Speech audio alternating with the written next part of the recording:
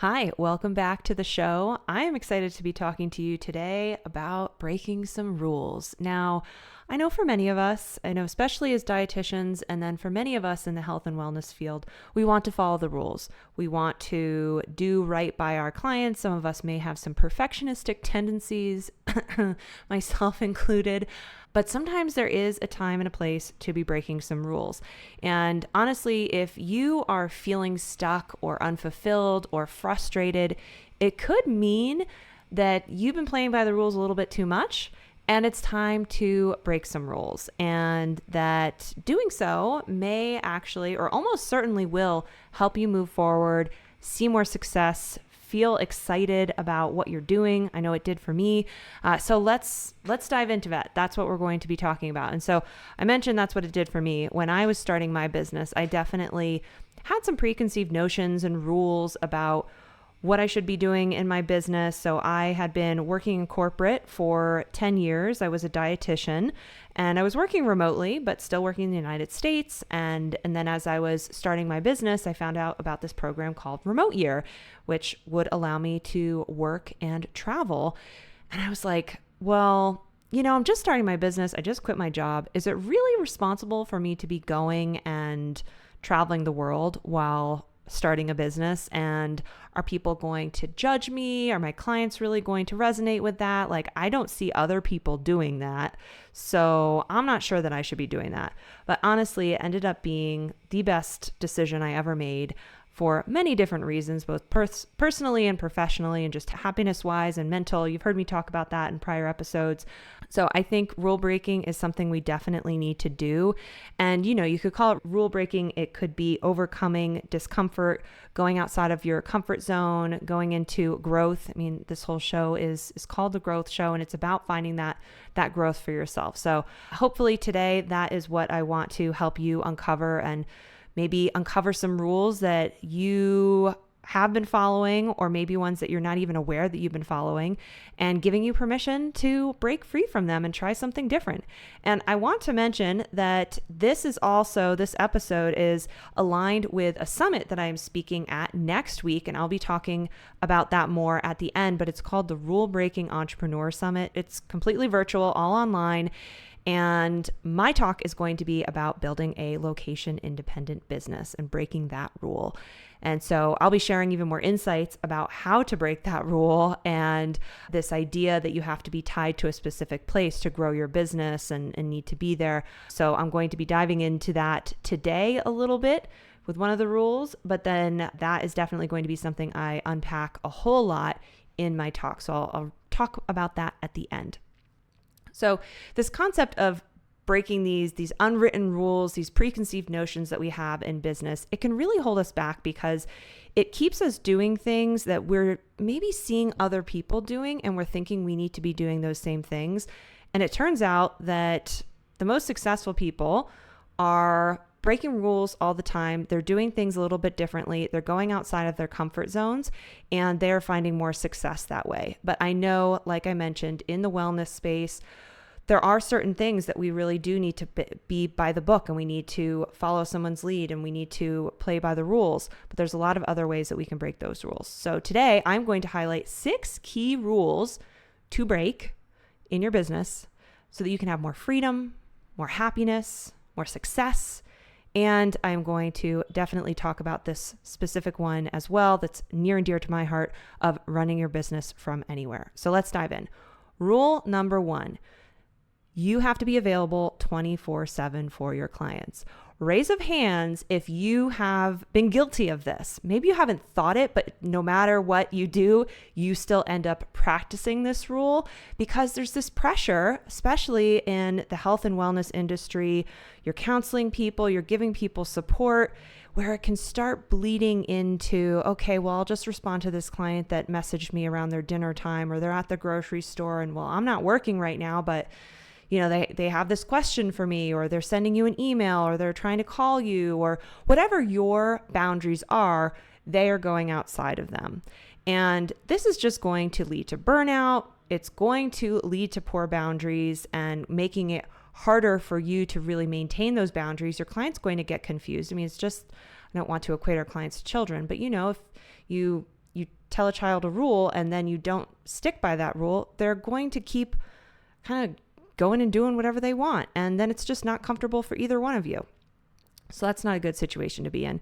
And honestly, it's going to undervalue your time as well, because all those minutes and hours that you're spending addressing things that are outside of your time boundaries, that time really adds up, and it takes away from the value that you attach to your time, and it just takes your energy as well. So to break this rule, set some clear working hours for yourself and manage the communication with your clients with tools like autoresponders or scheduling apps, or having them fill out forms, or if they want to talk to you but they didn't say why, ask in a nice way. It would be helpful for me to know a little bit more about what you would like to talk about on this call so that I can be the most prepared for it. And then it may turn out that there wasn't a need for a call anyway. So this is just going to give you more control and make your time more valuable. I know for myself, I definitely try to avoid the need for calls. I try and do as much asynchronous stuff as possible. And if you listen to my talk at the summit, you'll hear me talk about that in a lot more detail. I think it's just more efficient to try and get as much out in various channels. It doesn't always have to be an email. It could be a recorded video. It could be a voice note if I'm working with my team. So it's not always necessarily your clients 24/7 for anyone. It's building this efficiency. So how can you reduce that need to have to be available all the time, and then set those boundaries that you're only going to reply to emails, maybe in the morning and in the afternoon. I think all of these things, and they don't need to be rules that you tell and communicate. You can just lead by the actions that you take and the behavior that you set up in your business when you're responding to people, how frequently, how quickly you're turning around and responding to people. They'll take note. They'll get used to it. I think someone that has strong boundaries, I can really honestly respect them. And I think that it makes, for the time that someone does get with you, it makes them value it that much more and recognize that you are a busy person and you need to manage your time effectively. Rule number 2, the client is always right. Now, I don't mean to use this as, oh, if a customer has a complaint, you're not going to agree with them or, fight with people and all of that. More what I'm getting at here is that business owners and providers can often believe that you should never disagree with your customer or challenge them. And we all know that a lot of time, well, most of the time, we are the expert in the relationship. We do know more than our customers. And so it's just finding a way to give that pushback and correction or more information and clarification in a way that's respectful, but also not feeling like we have to bend over backwards and make our customers, let them take the lead, because it's going to be damaging to you if you kind of keep abiding by this rule. You're going to get frustrated. You're going to really have some blurred boundaries with your clients about, well, who's leading who's the expert here. And clients are going to push beyond your limits. And frankly, your clients are looking for you to be the expert and the leader. And so if you are always kind of going along with everything they say and being a yes man or a yes woman, then that's not really going to lead to a very positive experience and good outcome for them either. So what you should be doing, my recommendation as the expert, it's really important to lead our clients and our customers and set expectations, guide them through whatever process you have, whether it's the sales process or your intake process and how that's going to go, or any kind of delivery of your services or products, guiding them through that. And sometimes that means you are going to have to push back on requests that aren't aligned with the goals of your clients because they're asking for something that isn't really supportive of what they're trying to achieve, and you know that, but they don't, so you need to correct them there and let them know that. Or it's not aligned with your business model, and that can be really frustrating too if you are finding yourself having to make exception after exception after exception for folks because you're waffling on your boundaries and really just wanting to make the customer happy at all times. And I think it's really important to note that making a customer happy doesn't have to mean that you do whatever they ask you to do. You can make them happy by showing them, this is the solution I have. This is the way that I've figured out how to make it work, and being kind about it, but also being firm. And it's going to be better for your customers and their outcomes, and it's going to really be great for you too. And I've definitely had to do this a lot over the years. I mean, I'm not delivering nutrition services, but when creating websites and brands and all of that, I just need to gently course correct folks about what our procedures are or how they should be communicating with myself and my team so that they can get the best service and result. And I think that's the other key to think about, is that always, whatever we're doing in our business, it's great to position it as this is how it benefits you, the customer. This is the procedure because it's going to lead to X for you. Even if it's also to protect your own energy as the business owner, you have it in place because it's just going to make it a better experience for folks. So I think it's fine to position it as that as well, because always we want to make sure that people feel like they're not just being chastised or told what to do. This is for your benefit too. Rule number 3. Now, this is one that I followed in the beginning of my business. I didn't necessarily want to follow it, but I ended up doing it. And I feel like I've seen a lot of people do it as well. The rule that more hustle equals more success. Now, again, I know many of us don't want to be hustling so hard, but there is this hustle culture out there that just glorifies like these long working hours and always grinding it out and, oh, I have so much to do and I'm doing all these things. And I personally really hate that mentality because I just have always, with my business, wanted it to be about serving customers and making an impact in the world, but then also doing it in a way that serves me in my happiness and knowing that there is more to life than business. There's more to life than money. Obviously, we need money in order to be safe and secure and to thrive and do the things we want to do. But if we're just burning ourselves out and hustling so hard and not living our lives, you just don't know if tomorrow is promised. And this is something that has stayed with me and really motivated me over the past couple of years and how I'm leading my business and how I continue to evolve it and live my life, is that you just don't know. And so if you give all of yourself to your business, yeah, you'll get rewarded in some money, but it's never going to feel like enough. So, this constant hustle, it's going to lead to exhaustion and burnout. You're not going to be as creative. You're not going to be able to come up with these new innovative ideas for making things even better for yourself and for your clients if you are just constantly grinding it out and not leaving any time for that peace and that creative thinking. And of course, it's going to lead to a work-life imbalance. And we know that we need to be healthy and happy and secure in everything in order to be doing the best for our customers and showing up for them, especially when it comes to health and wellness and leading that kind of healthier life. So if we're not living that in our own lives, it's going to be tough to continue to be sending that message to our customers as time goes on. So I would recommend you break the rule by really focusing on working smarter, creating those efficient systems, and being okay with the fact that if you are not needing to work 8 to 10 hours a day, but you're seeing other people saying, oh my gosh, I just wake up and I go to work and then I keep working and I blah, blah, blah, blah, blah. If you only have to work 4 hours a day, 6 hours a day, more power to you. Or you want to take off on Fridays, or you want to have half days so you can pick your kids up from school and take them to things and go take painting lessons. I don't know, whatever it is you want to do, full permission to do that. And just because you're not hustling constantly in your business doesn't mean that you are a bad business owner. It doesn't mean that you are not living up and working to your full potential. It doesn't mean any of those things. And those are things that I've told myself too. Well, if I pushed harder, maybe I would get further. And maybe by me wanting to not work so much and have more free time and more hours to myself, I'm holding myself back from reaching my full potential. But honestly, you need to give yourself permission to rest. You need to have that time, like I mentioned, to be creative and just refresh from the grind of business. So I would say that times when I've come back from vacation or times when I have had free thinking time that hasn't been just constant to-do list time, that's when I get my best ideas. That's when I get re-energized and say, I'm excited again about what I'm doing in my business and where I'm going. If I'm just grinding 24/7, then those ideas are not coming. Now we're into rule number 4. You need to be in the same place as your clients. So this is the one that I was mentioning earlier. I thought this when I was just starting my business, and it's a bit of an old school business mentality, I think, that you need to be physically present or tied to a specific location to build strong client relationships.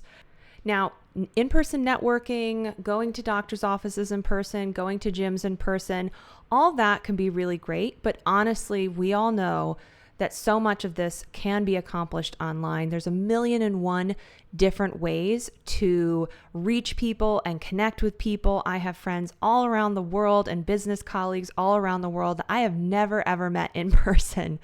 And there's nothing, my business has not suffered. My business has actually grown and flourished due to that fact because I have opened myself up globally.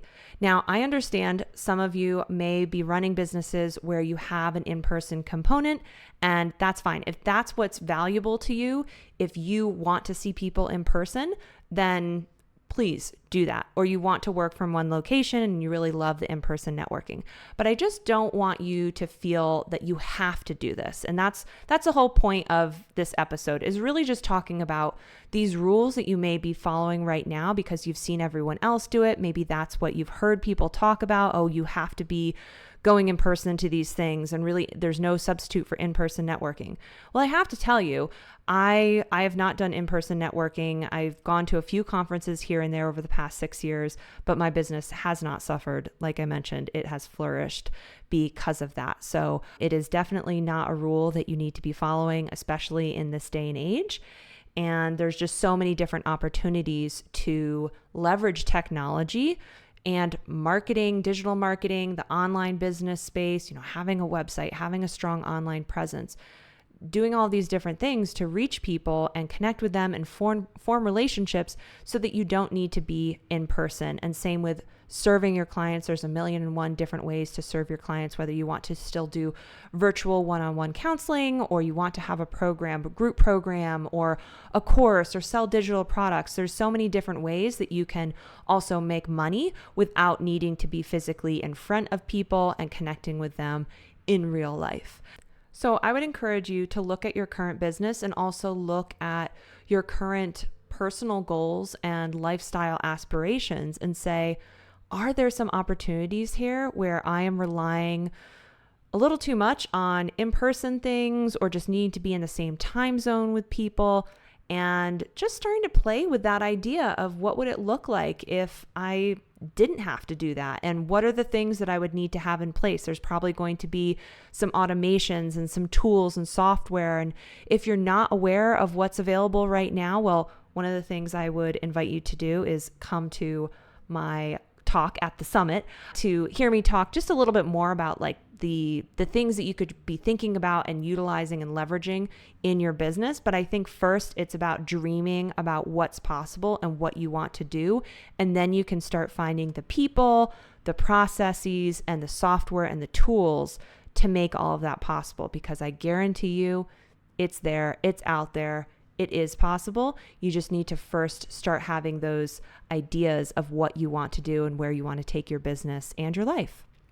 And so, as I mentioned, this rule breaking summit, which I'll talk about at the end, I am going to be talking in depth about how I created my location independent business and giving you really actionable ideas and stories and tips from my own experience doing this for myself that I think will really help you out a lot as you continue to just mull over this idea of a location independent business. Rule number 5, you should take every client that comes your way. Now, when we are just starting out, I think that there is some truth to this rule with caveats. We don't want to burn ourselves out. We don't want to go with completely clients that are just not the right fit at all. But many entrepreneurs definitely believe that they can't afford to say no to any potential clients early on. But the problem is that if you're taking these misaligned clients, they're going to drain your energy. They're going to waste your time. They're going to take your focus away from your ideal customers and actually focusing on those people. And you may not actually be able to get the greatest results for these folks because your personality, your business, your processes, how you go about solving people's problems doesn't actually align with these customers. So it's really doing a disservice to them, and it is taking valuable energy away. But I know it can be tough in the moment, especially when we're starting or we have a slow period, to say, oh, well, maybe I'll I'll do that because I need some money coming in and I don't know when the next customer is coming in. But just think about, okay, whatever money they gave you, but the amount of time and energy that you spent on them, maybe you could have spent that time doing some more networking and finding some collaborations, or starting up a newsletter, or getting your blog restarted again, or doing some more social media outreach, or a speaking event.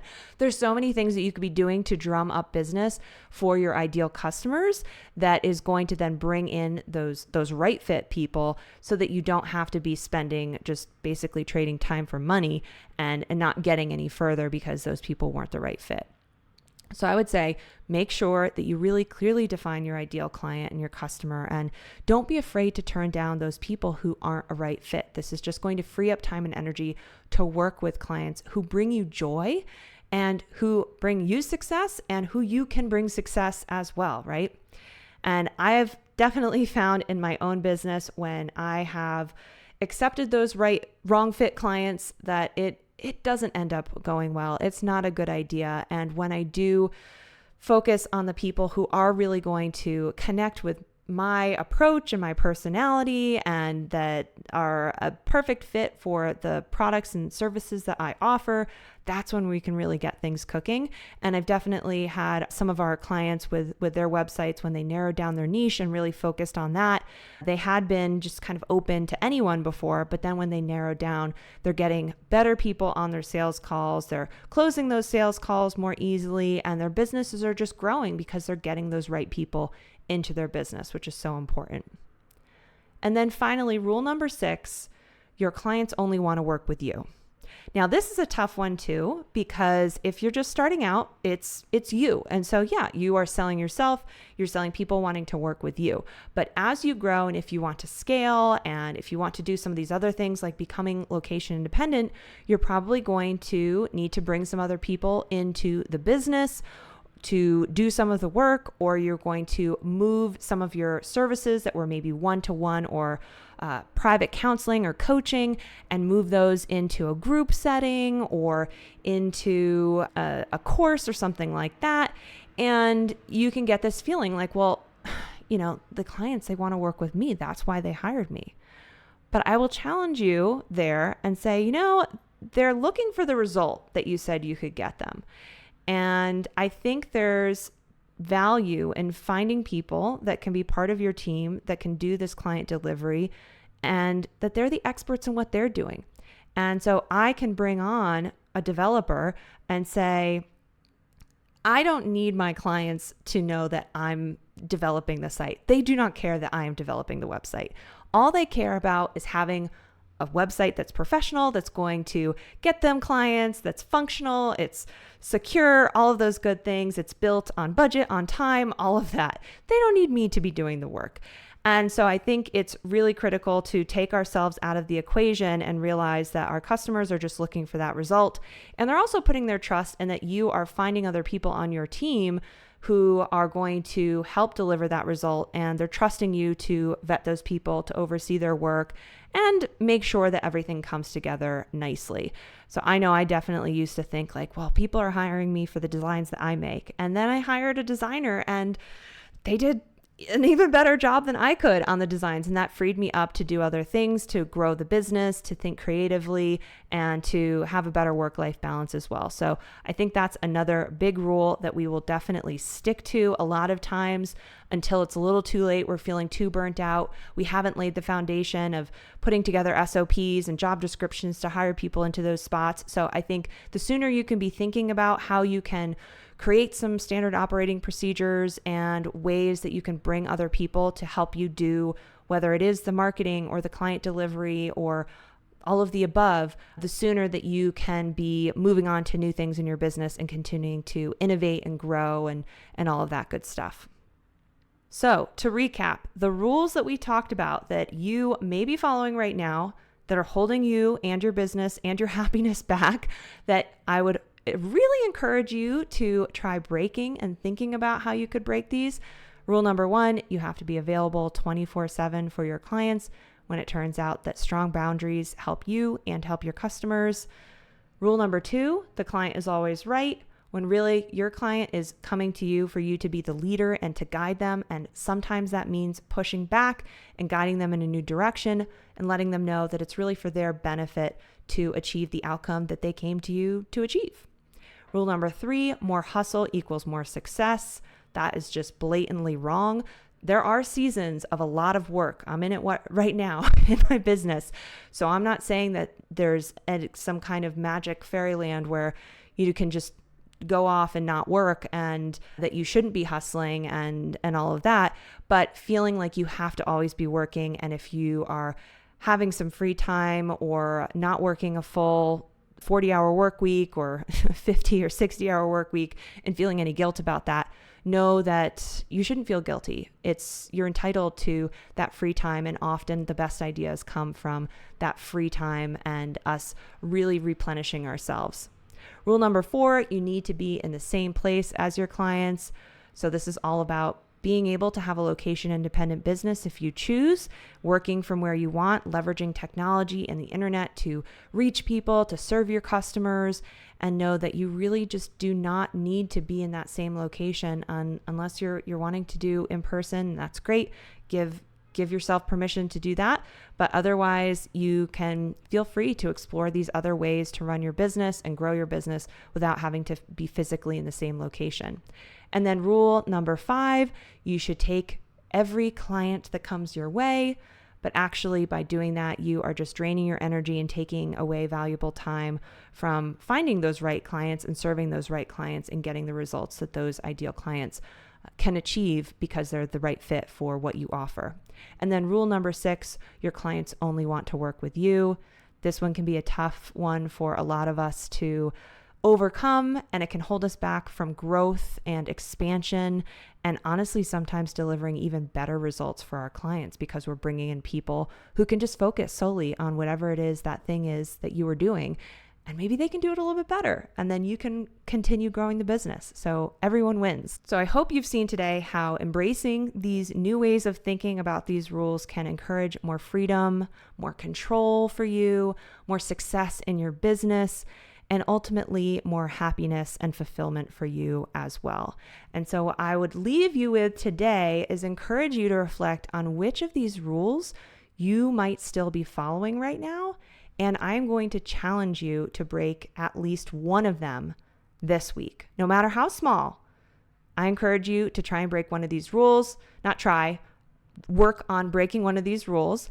And I would love to hear how it goes. Feel free to send me a DM on Instagram. I'm at Whitney Bateson. I would love to hear how it goes, what comes up for you, because this can also be bringing up a lot of different feelings. I know it definitely does for me when I overcome and encounter some of these blocks. And so it can be a little tough. So I'm here to support you, but I really hope that this has brought some new ideas into your mindset and thinking when it comes to your business. And so I want to now talk about that summit. So the Rule Breaking Entrepreneur Summit is happening next week, September 25th to the 29th. It's free, but there is a VIP upgrade pass available as well to get lifetime access to the recordings. And honestly, I think it's totally worth it. There's literally something for everyone at this summit. There are so many speakers, and you're just going to feel inspired and want to keep coming back to progress as you work through what you learn and implement from each speaker. So that's up to you, but putting it out there. You can get more details in the show notes of this episode, as well as my affiliate link to register for the summit. And just to remind you about my presentation, I will be talking about the location independent entrepreneur, building a business you can run from anywhere. So you're going to hear my story, what I had to overcome to make it happen for me, and my advice for making it happen for you, along with some insider advice and tips taken from my 6+ years running a successful location independent business myself. So it's happening next week. Make sure you register and grab your seat. And I hope you will enjoy checking out my talk along with the other amazing talks happening throughout the week. See you soon.